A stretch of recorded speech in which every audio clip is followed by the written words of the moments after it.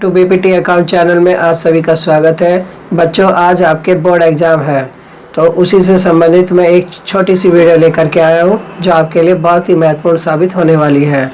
तो ये सबसे इम्पोर्टेंट चैप्टर है जो आपके सामने मैंने रखा है, कंपनी खाते अंशों का निर्गमन।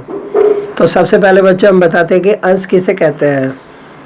कंपनी की कुल पूंजी को निश्चित मूल्य की छोटी छोटी इकाइयों में विभाजित किया जाता है तथा ऐसी प्रत्येक इकाई को अंश कहते हैं।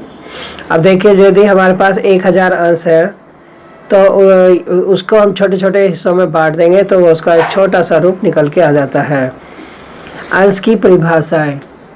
अंश की परिभाषाएं कंपनी अधिनियम 2013 की धारा 2 ब्रैकेट में 84 के अनुसार अंश से आज से कंपनी की अंश पूंजी के एक भाग से है और उसमें स्टॉक भी सम्मिलित है।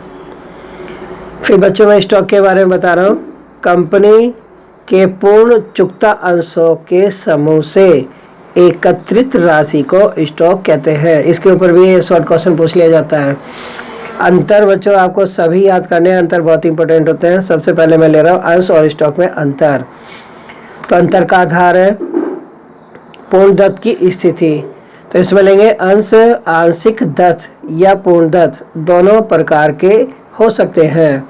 स्टॉक में लेंगे स्टॉक अनिवार्यतः पूर्णदत्त ही होते हैं। फिर दूसरा लेंगे अंकित मूल्य। अंशों का अंकित मूल्य होता है, स्टॉक का कोई अंकित मूल्य नहीं होता है। एक छोटा सा पॉइंट और ले लेता हूँ, क्रम संख्या। अंशों की क्रम संख्या होती है, स्टॉक की कोई क्रम संख्या नहीं होती है। अब आगे हम ले रहे हैं बच्चों अंशों के प्रकार। तो अंशों के प्रकार पे ध्यान देंगे। Types of share. शेयर कितने प्रकार के होते हैं। तो कंपनी अधिनियम 2013 की धारा 43 के अनुसार अंशों द्वारा सीमित दायित्व वाली एक सार्वजनिक कंपनी निम्न 2 प्रकार के अंश निर्गमित कर सकती है। पहला भाग होता है बच्चों पूर्वाधिकार या अधिमान अंश, और दूसरा होता है बच्चों हमारा समता अंश यानी कि इक्विटी शेयर। अब इसके बारे में मैं आपको अंतर बताने जा रहा हूँ। अंतर पे ध्यान देंगे। पूर्वाधिकार अंश और तथा समता अंश में अंतर। तो सबसे पहले हम ले रहे हैं अंतर का आधार अर्थ। बच्चों चाहे हमें 2-2, 4-4 पॉइंट्स ही देने पड़े पर इसको आप अच्छे से लिख करके आए। पूर्वाधिकार अंश वे होते हैं जिन्हें अन्य प्रकार के अंशों की तुलना में कंपनी के जीवन काल में एक निश्चित दर से लाभांश पाने तथा कंपनी के समापन पर पूंजी वापसी का प्रथम अधिकार होता है। समता अंश में लेंगे हम। समता अंश वह अंश है जो कि पूर्वाधिकार अंश नहीं है, अर्थात समता अंशों पर लाभांश भुगतान या पूंजी वापसी का पूर्वाधिकार नहीं होता है। दूसरा पॉइंट ले रहा हूँ स्वामित्व। स्वामित्व में लिखेंगे पूर्वाधिकार अंशों के धारक कंपनी के स्वामी नहीं होते हैं। समता अंशों के धारक ही कंपनी के वास्तविक स्वामी होते हैं। लास्ट पॉइंट ले रहा हूँ लाभांश दर। पूर्वाधिकार अंशों पर लाभांश दर निश्चित होती है और अगला पॉइंट है समता अंशों पर लाभांश दर निश्चित नहीं होता है। अब मैं बच्चों आपके सामने अंश पूंजी के बारे में बता रहा हूँ। अंश पूंजी किसे कहते हैं। अंश पूंजी से आशय उस पूंजी से है जो कंपनी के अंशों को निर्गमन से प्राप्त हुई है या प्राप्त करनी है। कंपनी अधिनियम 2013 के प्रावधानों के अंतर्गत कंपनी की पूंजी संरचना में साधारणतः निम्नलिखित अंश पूंजी के स्वरूप होते हैं। सबसे पहला ले रहा हूँ बच्चों में अधिकृत पूंजी। अधिकृत पूंजी। नंबर 2 निर्गमित पूंजी। फिर नंबर 3 लेंगे हम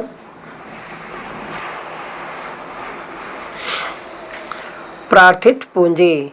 नंबर 4 याचित पूंजी।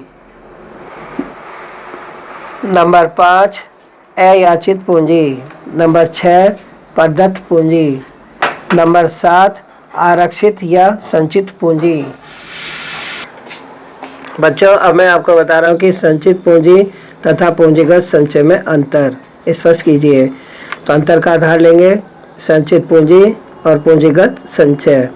तो सबसे पहला पॉइंट है अर्थ। अयाचित पूंजी का वह भाग जिसकी याचना कंपनी के समापन की दशा में ही की जा सकती है उसे संचित पूंजी कहते हैं। अगला पॉइंट ले रहा हूँ, पूंजीगत संचय पूंजीगत लाभों से बनाया जाता है। अगला ले रहा हूँ मैं इसमें विशेष प्रस्ताव। संचित पूंजी के लिए कंपनी के द्वारा विशेष प्रस्ताव पास करने की आवश्यकता होती है। दूसरे पक्ष की ओर ले रहे हैं कि पूंजीगत संचय के लिए किसी भी प्रकार के प्रस्ताव पास करने की आवश्यकता नहीं होती है। लास्ट पॉइंट ले रहा है इसमें अनिवार्यता। कंपनी के द्वारा संचित पूंजी का प्रावधान किया जाना अनिवार्य नहीं होता है।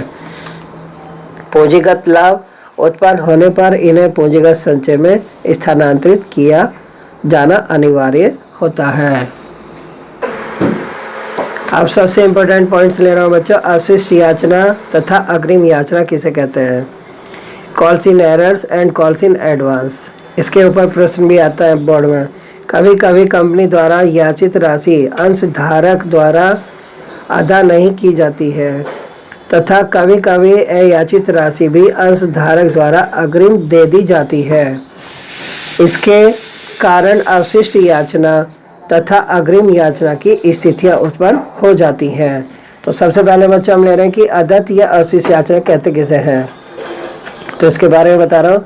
कभी कभी कंपनी द्वारा आवंटित अंशों पर मांगी गई राशि का भुगतान अंशधारी समय से नहीं कर पाते हैं।